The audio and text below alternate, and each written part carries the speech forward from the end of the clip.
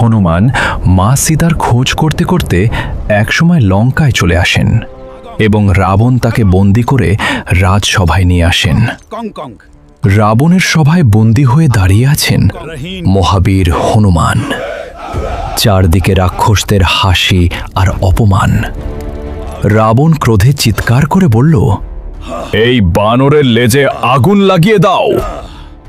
রাক্ষসরা কাপড় আর তেল জড়িয়ে হনুমানের লেজে আগুন ধরিয়ে দিল, কিন্তু তারা জানতো না এটাই হতে চলেছে লঙ্কার সর্বনাশ।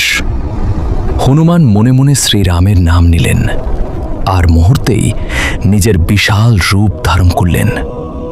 তারপর এক লাফে ছাদ থেকে ছাদে, প্রাসাদ থেকে প্রাসাদে ছুটতে লাগলেন তিনি। জ্বলতে শুরু করল সোনার লঙ্কা।